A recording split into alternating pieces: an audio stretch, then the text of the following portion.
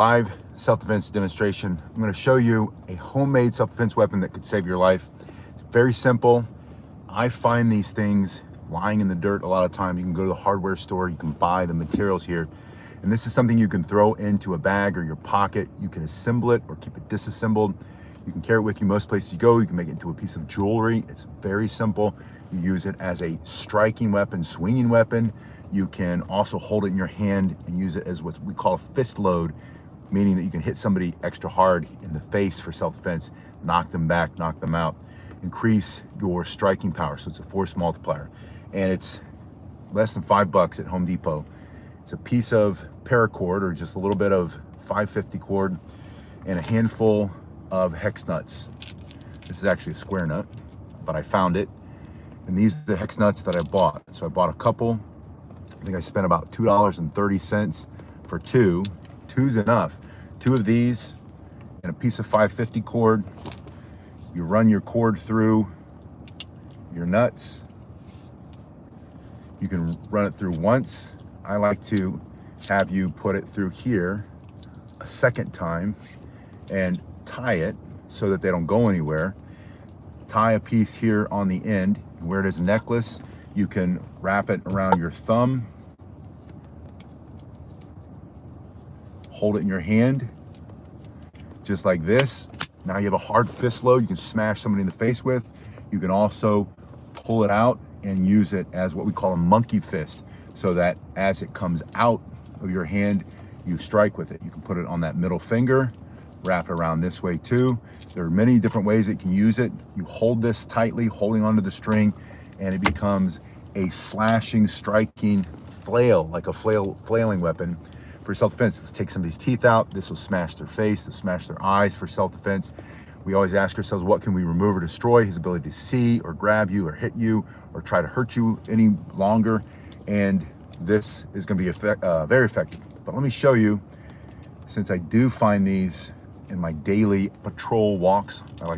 I believe in my line of work, you have to get off your butt and get out, and you have to walk. You have to see and be seen.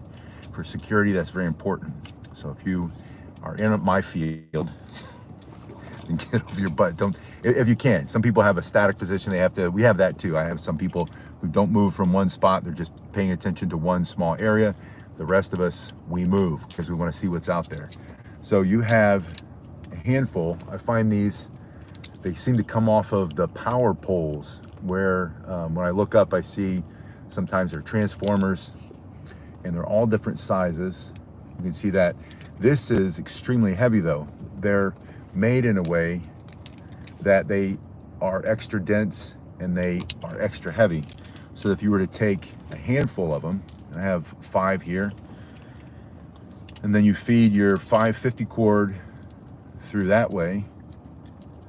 And again, you're gonna think about what can you remove or destroy? His ability to see, his ability to grab you, maybe you're smashing his hand, maybe you're hitting him in the face, you're forcing him to move back to get out of your way, get out of your space. Somebody's trying to hurt you, take away from you your freedom, your dignity, your life, try to hurt you, your child, your grandchild, your significant other. Like I said, I think it's a good idea to put the string through a second time. And you can make it any length you want.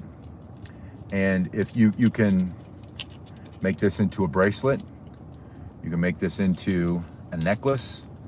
You can attach it to a book bag or a backpack. You can pretty much put it anywhere you want. You can weave this, if you wanted to make it into a true monkey fist, you could weave your paracord back and forth so that it covers the whole thing, so that when you hold it in your fist, your whole fist becomes heavier and striking that way. Or take it out. Hey, Shake Scan, it's good to see you. Long time no see. Thanks for being here.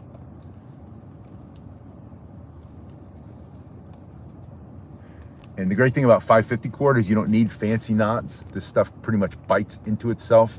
So once you get it in there, it's not going anywhere.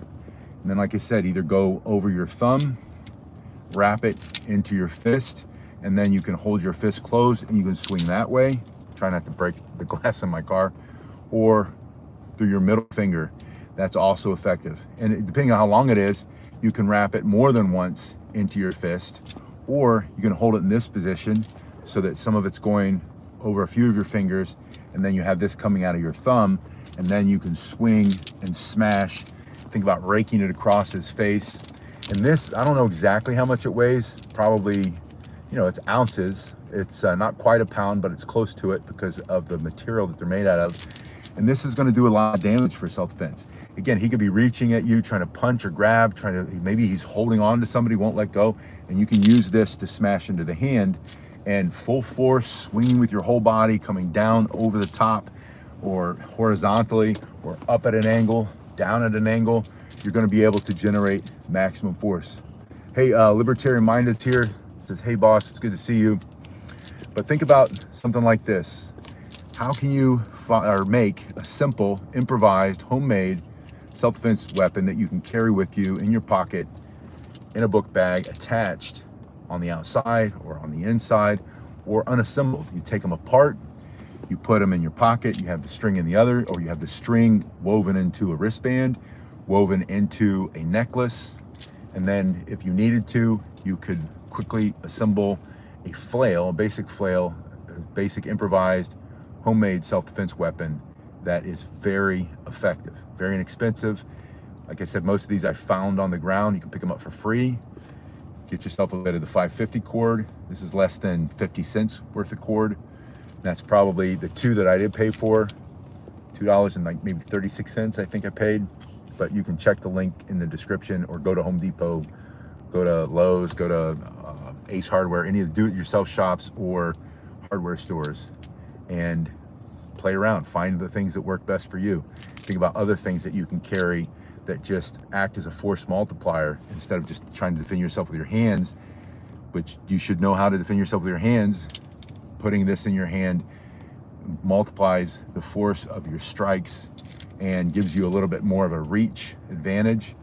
And, it could just be enough to keep him off of you or knock him down so you can run away and get to safety. But put in the description, the comment section, if you carry something like this, do you carry this exact combination? Not meaning the size of the nuts, but do you carry nuts and some string, or do you carry something else, something that's like this? Michael says a buddy from Chicago kept a chain and a lock around his waist. He rode a bike everywhere. I've got chain in the back and a multitude of locks. I've got several locks. I'm always walking around. We're changing out. Yeah, Angelo says this is a monkey fist. This is just an improvised, homemade self-defense weapon. We call this a monkey fist in martial arts. Think of a monkey fist coming out of everywhere, smashing into somebody's face for self-defense. That's why it's so effective. That's why they call it that, monkey fist. But chains, padlocks, great improvised self-defense tools. Like you were saying, you can wear it as a belt. I've known people that did that too. Bike couriers do that. A lot of times they carry their chain around their waist so they don't lose it. They got to lock their bike real quick, run inside, run back out. Hopefully their tires and their seat is still there. And, sometimes you got to carry your tires with you. Anyway, put that in the comment section. Do you carry one of these? If you do, what is yours made out of? Or what other simple homemade, improvised self-defense weapons do you carry? And, we learn from each other. That's why we put that in the comment section and not just in the chat. But let me know, what do you think? Or have you found anything like this? I found this morning a whole bunch of bolts about this big and this big around, and they are the perfect size they're about 18 inches long, 16 to 18 inches, I think. I haven't measured them. They look 16 actually. But that's like the Japanese tanbo. And because it's heavy, it's this plated zinc, I think they call it. But if this isn't plated zinc and you know what it is, put it in the comment section. But I found a whole bunch of them in the dirt. And again, I think that when the power line guys are working on power lines, sometimes they drop things like that and they don't bother to pick them up. I pick them up and I throw them. I've got a whole, in the back, I've got a whole box of what I call improvised self-defense tools if I ever had to use one. But I also use them. I put things in my carrier. This is extremely thick, dense. This is some kind of alloy. This isn't just regular steel. It feels like it's got cobalt in it. So it's extra heavy. And I do that to help. Right now, I practice running during the summer. We have 2 stories in the schools, and I sprint up the stairs in case I ever have to. So being physically able to defend people and physically able to defend yourself and your family, and especially if it's your job, you should be able to do that. So anyway, but I'll use things like this, and I'll add these. I'll probably hang this because I've been looking for more weight. I'll stick this in, I've got a bag over here that has medical supplies. There's some room. I'll put those in there to add a little extra weight, throw me off balance, give myself a challenge. Anyway, put that in the comment section. What do you think? Did you carry these? Where did you get yours? Did you find, do you have a different combination? Do you have something else that you like to use? Maybe a belt. You use a belt for self-defense with a super heavy buckle. Same thing, right? It's just a flail, knock somebody back. But play around with this and you'll see what I mean. If you were to swing this and smash it into somebody's hand, that really hurts. Arm, in the face, into the chin, into the neck for self-defense, you're gonna do a lot of damage, and you're gonna give yourself a little bit more of an advantage using this simple, improvised, homemade self-defense weapon, which is just some nuts on a string. I'll see you guys on the next one. Thanks for being here.